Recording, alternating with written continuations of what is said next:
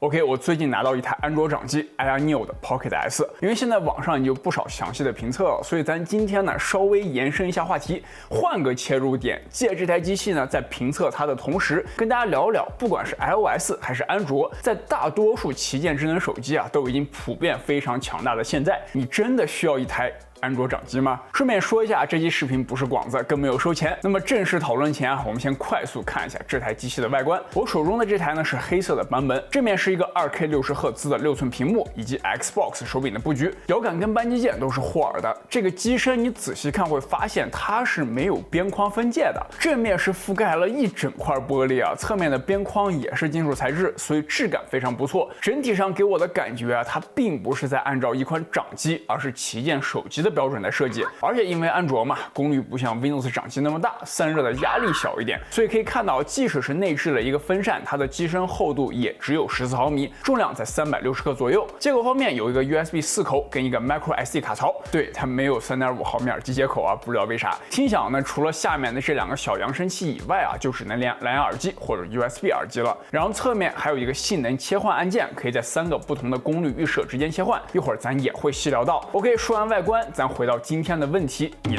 到底需要一台安卓掌机吗？那么来解答这个问题的第一个论点啊，就是安卓掌机它都能干些什么？就拿我手中的这台 Pocket S 来说，我觉得包括我在内的大部分掌机用户啊，它的使用场景无非就是3个大类。第一，游玩对配置要求较高或者需要摇杆操作的安卓游戏，因为我们知道啊，虽然现在很多手机的性能，比如用了骁龙8 Gen 2、Gen 3或者苹果 A16、A17 这些都已经非常强大了，但是呢，因为旗舰手机做的非常轻薄，它就限制了功耗以及散热性能。像一般的旗舰手机在打游戏的时候，功耗一般是给到3.6瓦这样，一些旗舰游戏手机在加了风扇后，短时间能够冲到10瓦左右。但是像安卓掌机啊，比如这个 Pocket S， 它用的骁龙 G3X Gen 2，这台是搭配了16GB 内存以及512的 SSD， 最高是能够达到15瓦的稳定功率。G3X Gen 2这个名字大家可能会比较陌生啊，这是高通在去年8月公布的一颗专门为游戏掌机所设计的高性能芯片。这台机器也是市面上第一款搭载这枚芯片的，大家可以把它想象成一个魔改超频19粒 Ultra Max 的骁龙8 Gen 2就行了。高通自己还给了个对比图啊，就是8 Gen 2与 G3X Gen 2的持久跑分对比。看到这个图，你可能会问啊，里面只有 G3X Gen 2的线呀，骁龙8哪去了？它在底下呢，这条灰线就是。我给大家解释一下，这个就是在其他条件一致的情况下持续跑分的对比。这里第一次跑分的时候 ，G3X Gen 2比8 Gen 2的性能高27%左右，但是随着跑分次数的增加，8 Gen 2的持久性啊就不太行，太短了。所以到第30次连续跑分的时候 ，G3X Gen 2就领先了62%左右了。所以在打游戏的时候啊，尤其是些比较硬核的玩家，使用专门的掌机会使你的整体帧数更稳定一些，19粒 Max 是吧？像这台 Pocket S 呢，它是默认有3个预设，均衡模式整体功率在7瓦左右，适合大部分安卓游戏以及复古模拟器游戏。第2个游戏模式啊，功率最高我测试时能够给到9瓦左右，这个就我测试的游戏啊，基本所有的都可以稳定在平均60帧。对了，你看到的视频里啊，它的帧数有时候会在58到60之间跳，这个我怀疑是 AYANEO 的前端软件目前对于帧数的捕捉有问题，即使是模拟 GBA 的时候啊，它也是显示58到60，所以这里它显示的帧数就仅供参考，我会以我的实际体验以及大家在视频中看到的画面流畅度为准。在室温24度下，它的机身温度保持在30度左右，完全不会感觉到热。然后呢，它还有一个性能模式，直接给干到15瓦的功率啊！就我测试的这些游戏里，只有奔铁的最高画质60帧模式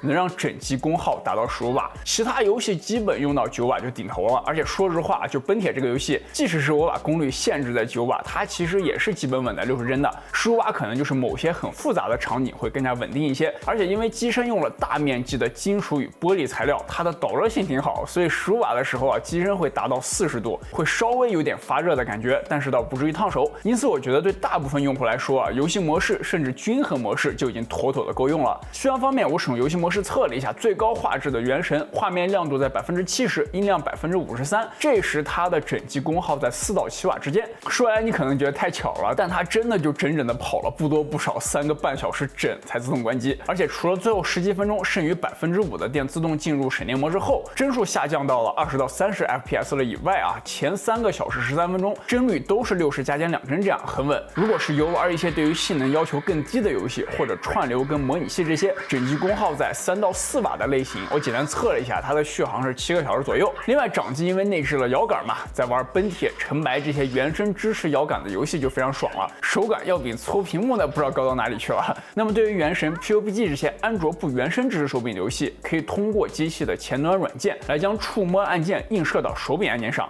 一样可以爽玩。不过就目前24年5月10号的前端版本啊，它对于视角控制的映射还不是特别完美。大家可以看到，我现在是把右摇杆映射到了视角移动的区域，但是当我搓摇杆的时候，可以看到它不是特别的流畅啊，而且有时候会像这样视角突然跳一下。不过这肯定是个软件问题，我也已经把问题提交给了 Ioneo 的团队，估计过段时间可以通过 OTA 更新解决。除此之外，其他按键的映射还是非常完美的，用起来就跟原生手柄没有什么区别。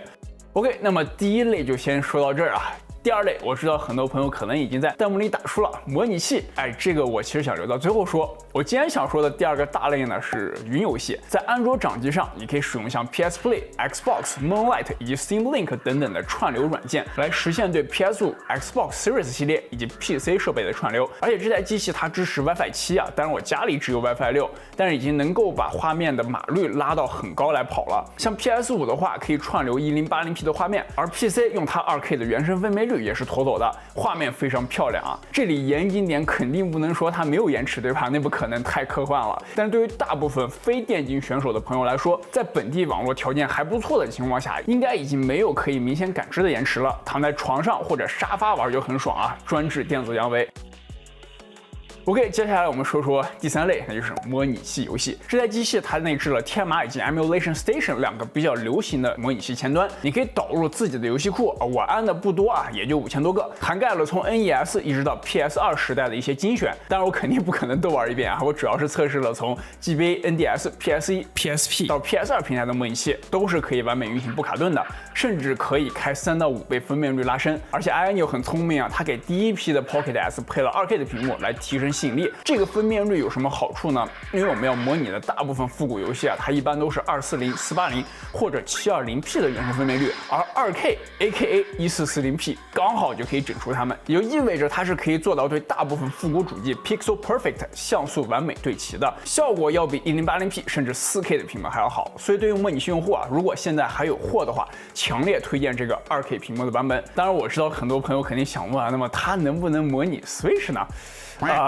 对不起大家，让我的频道再多存在2年吧。好，我们的第一个大论点啊，安卓掌机都能做什么，就聊到这里。下面我们来讨论一个更重要的问题，就是安卓掌机能做到什么手机所不能做到的呢？简单的来说啊，就功能上而言，没有旗舰手机加一个游戏手柄，基本就可以做到安卓掌机的所有功能，甚至还能打电话。但同样的形容呢，你其实可以用到任何细分类产品上。重要的是，在功能相近的情况下，它通过专门为游戏设计的 UI 一体化内置手柄，更好的散热，更高的性能释放，更持久的续航，而且剔除了社交属性，这些点相加，能够在游戏方面呢带来比手机更好的体验。说实话，安卓掌机啊，咱先不说这台起价2000多的，即使是小3位数的入门掌机，跟手机比起来，我认为它其实都不能算一个性价比产品。所以这里的重点啊，就是如果你在思考要不要购买掌机时，会纠结于掌机跟手机在功能上的重叠，倒不如这样问问自己，你是否愿意为了更好的移动游戏体验而付出一台安卓掌机的价格？我不知道现在看视频的观众朋友都是什么年龄段啊？就拿我来说，在毕业工作以后，每天通过电脑、手机跟同事、客户打交道，即使在休息的时候，很多时候看到手机桌面、电脑微信、Teams 推送，甚至只是听到提示音啊，就有点 PTSD， 很难专心的去玩游戏，总想着是不是又有活要干。用现在的话来说呢，就是电子阳痿。这时候掌机就是一个很好的药啊，不管是 PC 还是安卓类掌机，它能够在提供相近功能的情况下，将工作、生活与游戏隔离开，让我在游戏时不那么容易受到那些打扰，更加专注于游戏本身。这时呢，我就会觉得掌机它是值得的，它就是好东西。但如果你还在上学啊，没有那么大的社会压力，或者本身对于手游、模拟器、串流这些没有太大兴趣的话，那么其实真的没有必要去入手一台安卓掌机，用手机就够了啊，妥妥的。当然也可以看看我之前的那几期 PC 类掌机的视频，说不定也会看到你所喜欢的。OK， 那么今天就说到这啊，希望这期视频能够为大家解答一些关于这款 Pocket S 或者安卓掌机这个品类本身的疑问。如果有的话，一定别忘了点赞、收藏、转发以及订阅我的频道。我们下期视频再见，拜拜。